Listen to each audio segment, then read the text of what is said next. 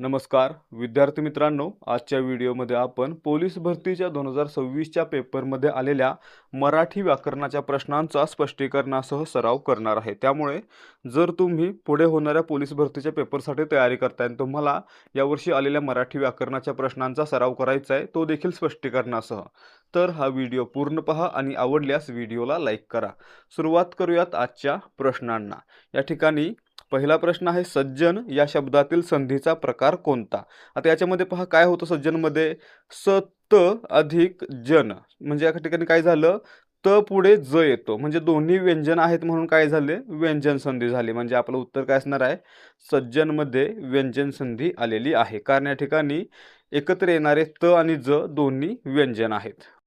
पुढे पाहायचं आहे प्रश्न क्रमांक 2, तेजह अधिक निधी या संधी विग्रहाचा योग्य संधी शब्द शोधा।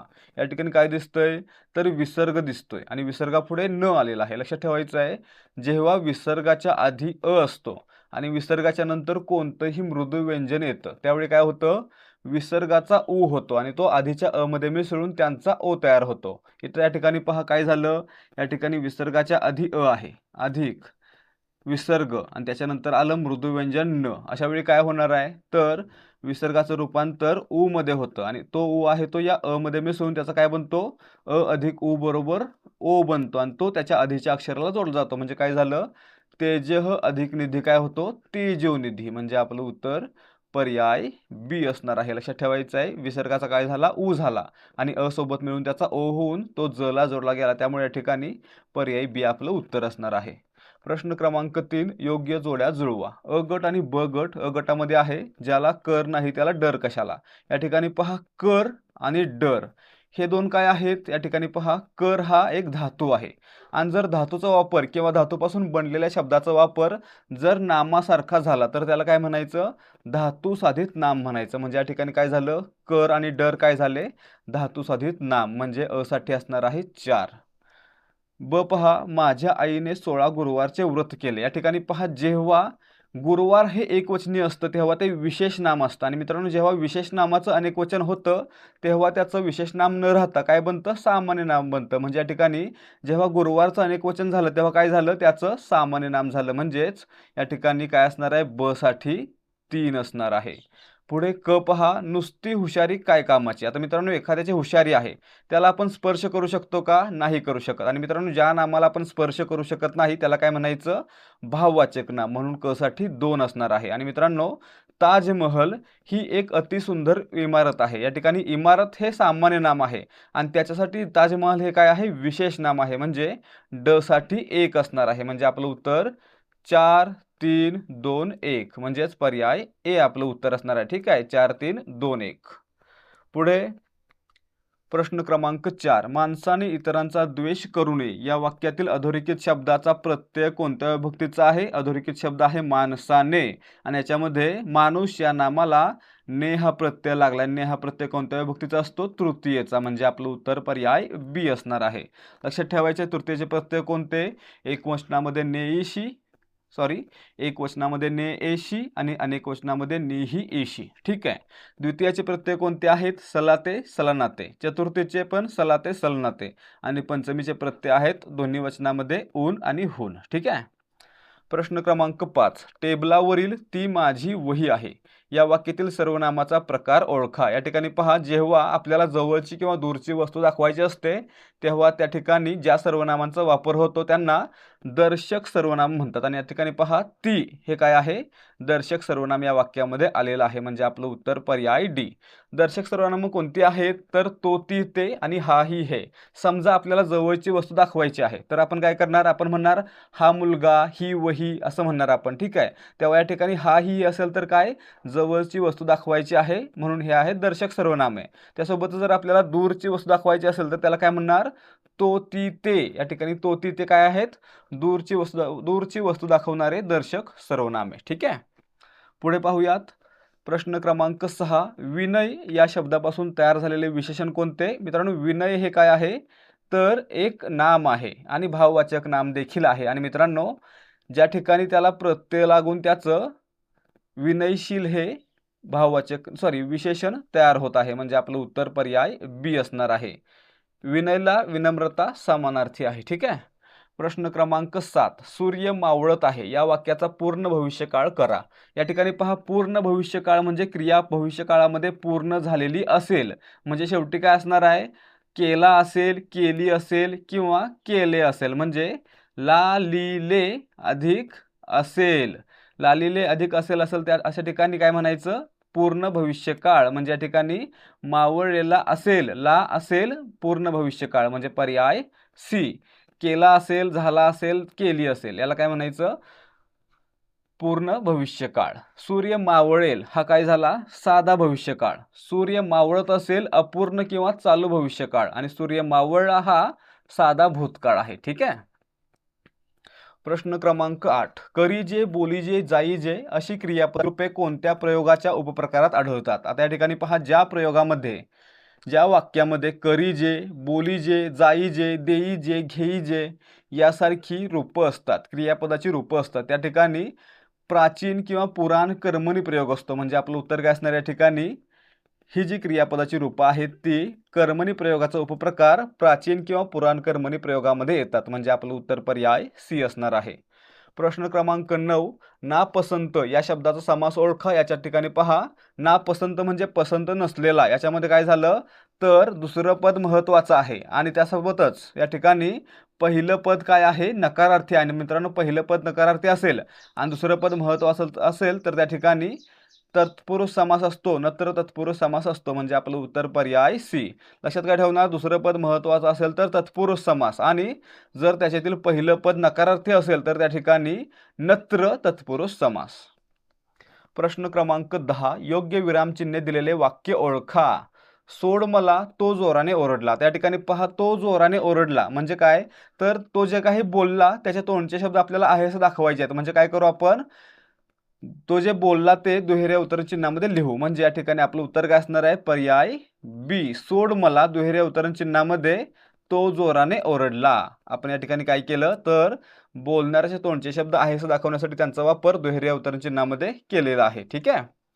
प्रश्न क्रमांक 11, शुद्ध लेखनदृष्ट्या अचूक शब्द ओळखा. या ठिकाणी पहा, वार्षिक हा शब्द पर्याय सी प्रमाणे लिहायचा. याच्यामध्ये शला पहिली वेलांटी असते आणि त्याच्यावर रफार असतो. पुढे प्रश्न क्रमांक 12, लंकेत सोन्याच्या विटा या म्हणीचा योग्य अर्थ दर्शवणारा पर्याय ओळखा. या ठिकाणी पहा, लंकेत सोन्याच्या विटा म्हणजे काय, तर दुसऱ्याकडे काही संपत्ती असेल तर त्याचा फायदा आपल्याला होतो का, नाही होत आहे. म्हणजे या ठिकाणी दुसरीकडे असलेल्या फायद्याच्या गोष्टीचा आपल्याला काहीच उपयोग नसतो असा या म्हणीचा अर्थ होतो. म्हणजे पर्याय सी.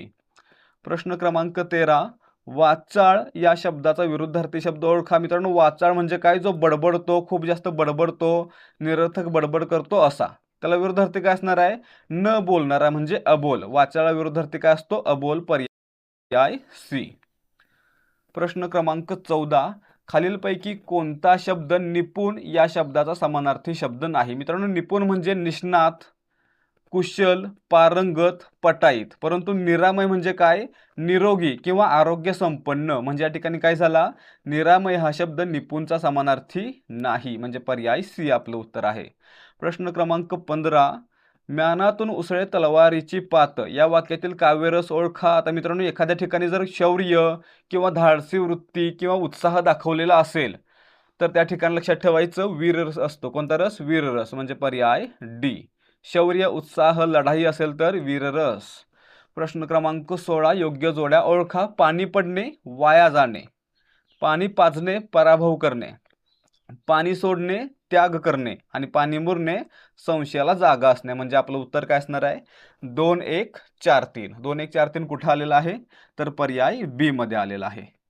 प्रश्न क्रमांक 17, खालील दिलेल्या शब्दांपैकी शुद्ध शब्द ओळखा. या ठिकाणी पहा, शुद्ध शब्द कसा लिहायचा आहे हा, तर ह ला पहिली वेलांटी, म ला पहिला उकार आणि त्याच्यावर रफार म्हणजे बहिर्मुख. पर्याय डी आपलं उत्तर असणार आहे. लक्षात ठेवा. प्रश्न क्रमांक 18, खालीलपैकी उपसर्ग घटित नसलेला शब्द ओळखा.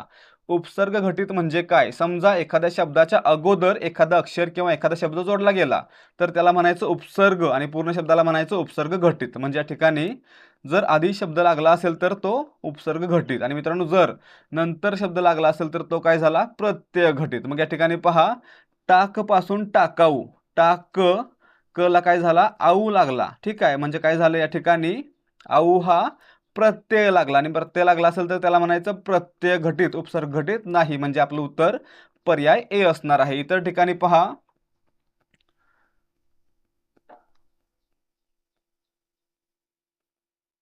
उत्कर्षमध्ये उत, उत्पत्तीमध्ये उत आणि उत्तीर्णमध्ये देखील उत हे उपसर्ग आहेत. याच्यामध्ये अधि हा उपसर्ग आहे आणि याच्यामध्ये वि हा उपसर्ग आहे, परंतु याच्यामध्ये प्रत्यय आहेत. ठीक आहे, म्हणून पर्याय एक आहे तो काय आहे, उपसर्ग घटित शब्दांचा नाही.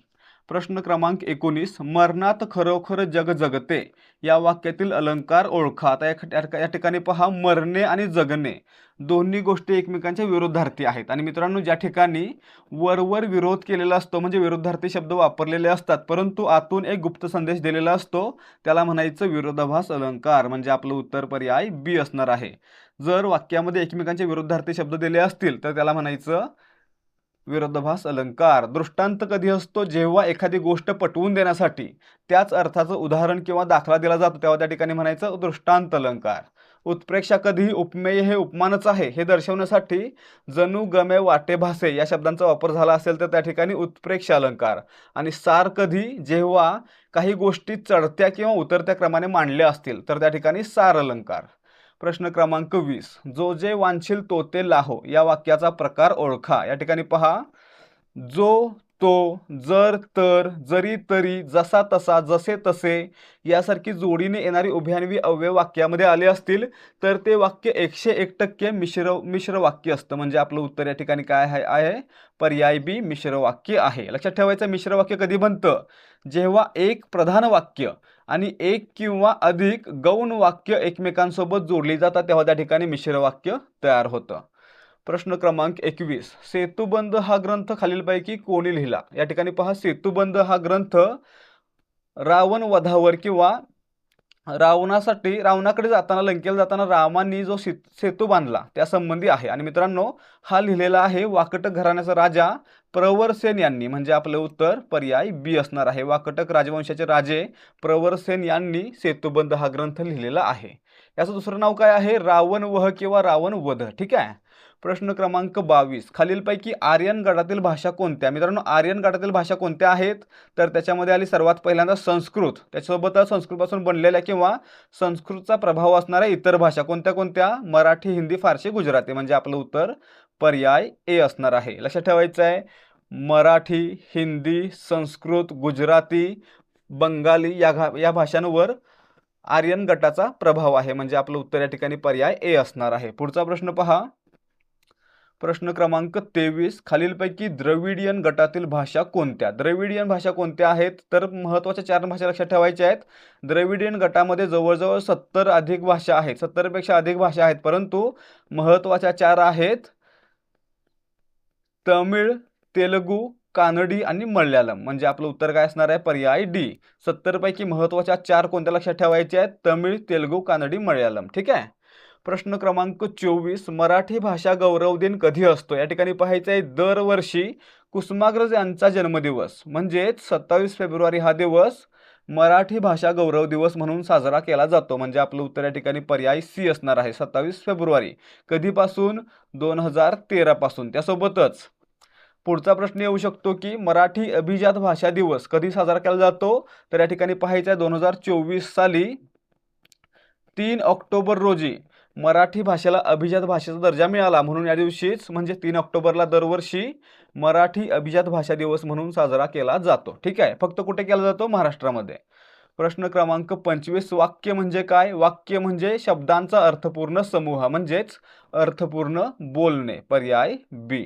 प्रश्न क्रमांक 26, व्याकरण हे भाषा शुद्ध करणाऱ्या प्रयोजनाला बांधलेले आदेशात्मक शास्त्र आहे असे मत कोणत्या व्याकरणकाराने प्रथम मांडले आहे. या ठिकाणी पाहायचं आहे, मराठी भाषेचे पाणिनी दादोबा पांडुरंग तरखरकर यांनी व्याकरण हे भाषा शुद्ध करणाऱ्या प्रयोजनाला बांधलेले आदेशात्मक शास्त्र आहे असं प्रतिपादन केलं होतं, म्हणजे आपलं उत्तर असणार आहे पर्याय ए. दादोबा पांडुरंग तरखरकर यांना काय म्हणतात, मराठी भाषेचे पाणिनी असं म्हणतात किंवा मराठीतील आद्य व्याकरणकार असं देखील म्हणतात. प्रश्न क्रमांक 27, व्यंजनाने शेवट होणे या अर्थी खालीलपैकी कोणता शब्द बरोबर आहे? मित्रांनो, शब्दाच्या अंती म्हणजे शेवटी व्यंजन येणे म्हणजे काय? तर व्यंजनांत. या ठिकाणी पर्याय ए आपलं उत्तर आहे. प्रश्न क्रमांक 28, जोडाक्षर म्हणजे काय? या ठिकाणी पाहायचं आहे, जर एक स्वर अधिक दुसरा स्वर एकत्र आले तर काय बनतात? जर सजाती असतील तर दीर्घ स्वर आणि विजाती असतील तर संयुक्त स्वर. त्याच प्रकारे जर दोन व्यंजन एकत्र आली तर त्या ठिकाणी काय बनतं? संयुक्त व्यंजन बनतं. त्यासोबतच जर एकच व्यंजन दोनदा आलं तर त्या ठिकाणी द्वित बनतं. आणि त्याच्या पुढे जाऊन जर दोन व्यंजन एकत्र आले आणि त्याच्यामध्ये एखादा स्वर मिसळला तर त्याचं काय बनतं? जोडाक्षर बनतं. म्हणजे या ठिकाणी पहा, दोन किंवा अधिक व्यंजन अधिक स्वर बरोबर जोडाक्षर म्हणजे पर्याय ए. अक्षर अधिक स्वर, मित्रांनो अक्षर अधिक स्वर आलं तरी ते अक्षरच राहणार आहे, त्याच्यामध्ये बदल होणार नाहीये. परंतु जर व्यंजन अधिक स्वर आलं तर त्याचं काय बनतं? अक्षर बनतं. हे देखील लक्षात ठेवा. लक्षात काय ठेवणार आपण आता? व्यंजनाबद्दल पाहूया फक्त, ठीक आहे. समजा व्यंजन अधिक स्वर एकत्र आले तर काय बनतं? अक्षर बनतं. तसेच दोन व्यंजन एकत्र आली तर संयुक्त व्यंजन. एकच व्यंजन दोनदा एकत्र आलं तर त्याला म्हणायचं द्वित. आणि जर दोन व्यंजन अधिक एक स्वर आला तर त्या ठिकाणी जोडाक्षर. हे लक्षात ठेवलं पाहिजे. पुढे पहा, प्रश्न क्रमांक 29, देवालय हा शब्द कोणत्या संधीचे उदाहरण आहे? देवालय याच्यामध्ये पहा, देव आणि आलय दोन शब्द एकत्र आलेले आहेत. आणि देवमध्ये पहा शेवटचा वर्ण अ आहे आणि आलयमध्ये पहिला वर्ण आ आहे आणि दोन्ही काय आहेत? स्वर आहेत, म्हणजे स्वरसंधी आहे. म्हणजे आपलं उत्तर पर्याय बी असणार आहे. तसेच या ठिकाणी अ अधिक आ एकत्र येऊन काय राहतो? आ राहतो. म्हणजेच या ठिकाणी काय झाला? दीर्घ स्वर झाला म्हणून दीर्घत्व संधी देखील आहे. विद्यार्थी मित्रांनो, आता सगळं सोडून थोडा वेळ फक्त इकडे लक्ष द्या. तुम्ही या व्हिडिओपर्यंत पोहोचलाय म्हणजेच तुम्ही नक्कीच पोलीस भरतीसाठी तयारी करताय. आणि मित्रांनो, तुम्ही तयारी करताय म्हणजे तुम्हाला माहीत असेलच की पोलीस भरतीसाठी मागील वर्षांच्या प्रश्नपत्रिका सोडवणं किती आवश्यक आहे. त्यासोबतच नवीन प्रश्नपत्रिका सोडवून त्या परीक्षेसाठी तयारी करणं आणि टाईम मॅनेजमेंट करणं हे देखील आवश्यक आहे. आणि मित्रांनो, यासाठीच ध्येयाधिकारी स्पर्धा परीक्षा मंच घेऊन आलेला आहे फक्त 60 रुपयांमध्ये 30 सराव प्रश्नपत्रिका, 30 पेपर फक्त 60 रुपयांमध्ये. आणि मित्रांनो, यामध्ये आपल्याला प्रत्येक पेपरमध्ये 100 प्रश्न असतील आणि त्या 100 प्रश्नांचं पूर्ण स्पष्टीकरण देखील असणार आहे. आणि हा जो पॅटर्न असणार आहे तो 25-25चा पॅटर्न असणार आहे. म्हणजेच मराठीचे 25, सामान्य ज्ञानाचे 25, गणित बुद्धिमत्ता 25-25 असा पॅटर्न असणार आहे. आणि त्यासोबत आपल्याला काय मिळणार आहे? तर आपल्या टेलिग्रामवर पेड चॅनलला जॉईन होण्याची संधी, ज्या चॅनलवर आपल्याला दररोज 200 प्रश्नांचा सराव करता येणार आहे. दररोज सरावासाठी 200 प्रश्न दिले जाणार आहेत. आणि मित्रांनो, हे सर्व प्रश्न असणार आहेत ते फक्त आणि फक्त पोलीस भरतीच्या पॅटर्नवर आधारित असतील आणि त्याच्यामध्ये जास्तीत जास्त प्रश्नांचा सराव करून घेतला जाणार आहे. त्यामुळे जर तुमची पुढे लेखी परीक्षा होणार आहे तर तुम्ही हा संच विकत घ्यावा आणि त्यासोबतच आपल्या पेड टेलिग्राम चॅनलला जॉईन व्हावं. हे सर्व मिळणार आहे फक्त 60 रुपयांमध्ये. जर तुम्हाला खरंच आवश्यकता आहे आणि चांगल्या प्रकारे सराव करायचा आहे तर नक्की खरेदी करा आपला हा संच. तर या ठिकाणी तुम्हाला जर याचा डेमो पाहायचा असेल तर तो मिळणार आहे 7517249119 या व्हॉट्सॲप नंबरवर. यावर व्हॉट्सॲप करा आणि डेमो फ्रीमध्ये पहा. तसेच जर तुम्हाला वाटत असेल की जे काही देऊ ते चांगलंच देऊ तर तुम्ही डायरेक्टली 9359686100 या नंबरवर पेमेंट करून त्याचा स्क्रीनशॉट आम्हाला पाठवू शकता. तुम्हाला लगेचच एकाच वेळी 60 PDF दिल्या जातील, ज्याच्यामध्ये 30 पेपर असतील आणि 30 त्यांचं स्पष्टीकरण असेल. आणि त्यासोबतच लगेचच टेलिग्राम चॅनलची लिंक देखील दिली जाईल, ज्याच्यामध्ये तुम्हाला दररोज 200 प्रश्नांचा सराव करता येणार आहे. प्रश्न क्रमांक 30, यशोधन या शब्दाचा संधी प्रकार ओळखा. याच्यामध्ये काय होतं पहा, यशः अधिक धन म्हणजे काय झाला? यशः अधिक धन. याच्यामध्ये विसर्ग आहे, विसर्गाच्या आधी अ आहे आणि विसर्गानंतर ध हे मृदू व्यंजन आलं. आणि आपण काय पाहिलं, जर विसर्गाच्या आधी अ असेल आणि विसर्गानंतर मृदू व्यंजन आलं तर विसर्गाचं रूपांतर कशामध्ये होतं? ऊ मध्ये होतं. आणि तो ऊ आहे तो या अ मध्ये मिसळून त्याचं अ अधिक ऊ बरोबर ओ बनतो. आणि मित्रांनो, तो ओ आहे तो त्याच्या आधीच्या अक्षराला जोडला जातो म्हणजे काय बनतो? यशोधन बनतो. अशा प्रकारे या ठिकाणी काय झालं? विसर्ग संधी आली. ठीक आहे, म्हणजे पर्याय सी आपलं उत्तर आहे. यशोधन बरोबर यशः अधिक धन. प्रश्न क्रमांक 31, अयोग्य जोडी ओळखा. पुरणपोळी स्त्रीलिंग, विदुषी स्त्रीलिंग, बोका पुल्लिंग, आरशी नपुंसकलिंग. या ठिकाणी पाहायचं आहे, आरसा या नामाचं स्त्रीलिंगी रूप काय असतं? आरशी असतं. मग या ठिकाणी काय दिलंय? नपुंसकलिंगी. चुकीच दिलंय, कारण या ठिकाणी हे काय आहे? स्त्रीलिंगी आहे म्हणजे पर्याय डी आपलं उत्तर आहे. पुरणपोळी स्त्रीलिंग बरोबर. विदुषी स्त्रीलिंग बरोबर आणि बोका पुल्लिंगी हे देखील बरोबर. प्रश्न क्रमांक 32. खालीलपैकी कोणता शब्द वेगळ्या स्वराने सुरू झालेला आहे? अचकट विस्कट, अवतीभोवती, अदलाबदल आणि इडापिडा. याच्यामध्ये आपल्याला काही जास्त मेहनत करायची नाहीये. इडापिडा हा वेगळा स्वर आहे. ठीक आहे, ईने सुरू होतोय. प्रश्न क्रमांक 33. तपोबल संधी पुढीलपैकी कोणत्या प्रकारे सोडवता येईल? मित्रांनो, याच्या ठिकाणी देखील तेच झालेलं आहे. पहा, या ठिकाणी काय आहे? तपह अधिक बल बरोबर तपोबल म्हणजे पर्याय बी. ठीक आहे, याच्यामध्ये काय होतं? तपह मध्ये विसर्गाच्या आधी अ आहे, अधिक विसर्ग आहे आणि अधिक ब हे मृदू व्यंजन आहे. काय झालं? विसर्गाचा उ होणार आहे, तो अ सोबत जोडला जाणार. ठीक आहे, सारखं सारखं सांगून तुम्हीच बोर होणार आहे. प्रश्न क्रमांक 34. वकिली, सौंदर्य, शांतता, गारवा ही कोणत्या प्रकारची नामे आहेत? आता मित्रांनो, एखादं नाम जर दुसऱ्या नामाबद्दल गुण भाव दर्शवत असेल तर त्याला काय म्हणायचं? भाववाचक नाम. म्हणजे या ठिकाणी काय झालं आपलं उत्तर? वकिली, सौंदर्य, शांतता, गारवा हे काय आहे? दुसऱ्याचा गुण दाखवतात किंवा भाव दाखवतात म्हणून आहेत भाववाचक नाम. लक्षात काय ठेवणार आहे? तर भाववाचक नाम ही मूळतः विशेषणापासून बनतात, तसेच त्यांना स्पर्श करता येत नाही, त्या नामाच्या वस्तूंना स्पर्श करता येत नाही. ठीक आहे. प्रश्न क्रमांक 35. पुढील सामासिक शब्दांचे लिंग क्रमाने ओळखा. साखर भात, देवघर, मीठ भाकर. आता या ठिकाणी पहा, साखर भात, देवघर, मीठ भाकर हे काय आहेत? सामासिक शब्द आहेत. आणि मित्रांनो, सामासिक शब्दाचं लिंग कसं ओळखायचं? तर सामासिक शब्दाचं लिंग आहे ते त्याच्यातील शेवटच्या पदावरून ठरवायचं. या ठिकाणी उदाहरणार्थ पहा, साखर भात आहे, साखर स्त्रीलिंगी आणि भात पुल्लिंगी. मग काय झालं? तर या ठिकाणी शेवटचा शब्द कोणता आहे? भात आहे, म्हणून भाताचं लिंग आहे ते पूर्ण शब्दाला द्यायचं. म्हणजेच ती साखर अधिक तो भात बरोबर काय? तो साखर भात. या ठिकाणी काय झालं? शेवटच्या शब्दाचं लिंग आहे ते आपण या ठिकाणी पूर्ण शब्दाला दिलं, म्हणजे तो साखर भात पुल्लिंग झाला. देवघर, देव पुल्लिंग आहे, घर नपुंसकलिंगी आहे, म्हणून या ठिकाणी काय झालं? देवघरचं लिंग काय होणार आहे? शेवटच्या शब्दाचं लिंग म्हणजेच नपुंसकलिंग. आणि तिसरा शब्द मीठ भाकर, ते मीठ नपुंसकलिंग आणि भाकर स्त्रीलिंग. आणि पूर्ण शब्दाचं लिंग काय असणार आहे? शेवटच्या शब्दाचं लिंग म्हणजेच स्त्रीलिंग. म्हणजे आपलं उत्तर काय आहे? पुल्लिंग, नपुंसकलिंग आणि स्त्रीलिंग म्हणजे पर्याय ए. ठीक आहे. प्रश्न क्रमांक 36. दिवाळीत पणत्या लावतात या वाक्यातील अधोरेखित नामाचे वचन ओळखा. अधोरेखित नाम आहे पणत्या. या ठिकाणी लक्षात ठेवायचं आहे, पणती हा मूळ शब्द असतो. काय आहे? पणती. त्याचं अनेक वचन पणत्या होतं, म्हणजे या ठिकाणी अधोरेखित नामाचं वचन कोणतं आहे? अनेक वचन आहे, पर्याय सी. लक्षात काय ठेवणार आता या ठिकाणी? ई कारांत स्त्रीलिंगी नामाचं अनेक वचन बहुधा या कारांत होतं. ई कारांत या कारांत. उदाहरणार्थ पणती, पणत्या, स्त्री, स्त्रिया, बी, बिया इत्यादी. परंतु त्याला काही अपवाद आहेत. उदाहरणार्थ दासी. दासी या शब्दाचं लिंग बदलतं का? वचन बदलतं का? नाही. दोन्ही वचनामध्ये हा शब्द सारखाच राहतो. एक दासी किंवा 10 दासी शब्द आहे असं राहतो. ठीक आहे. काही अपवाद देखील आहेत, परंतु नियम कोणता आहे? ई कारांत स्त्रीलिंगी नामाचं अनेक वचन या कारांत होतं. प्रश्न क्रमांक 37. विद्यार्थ्याला बक्षीस दिले हे कोणते कारक आहे? या ठिकाणी पहा, विद्यार्थ्याला ला हा प्रत्यय लागलाय, तर प्रत्यय कोणता आहे? द्वितीया किंवा चतुर्थी. आता ओळखायचं कसं? जर एखादी गोष्ट दिली असेल तर त्या ठिकाणी काय लक्षात ठेवायचं? दिली असेल, दान केले असेल तर त्या ठिकाणी लक्षात ठेवायचं चतुर्थी असते. चतुर्थीचा कारक अर्थ कोणता?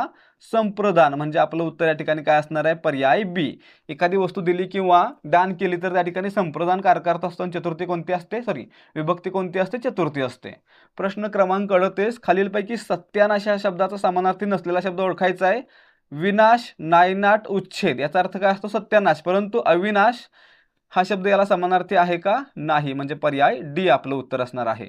प्रश्न क्रमांक 39. माझे पुस्तक या शब्दातील माझे हा शब्द काय आहे?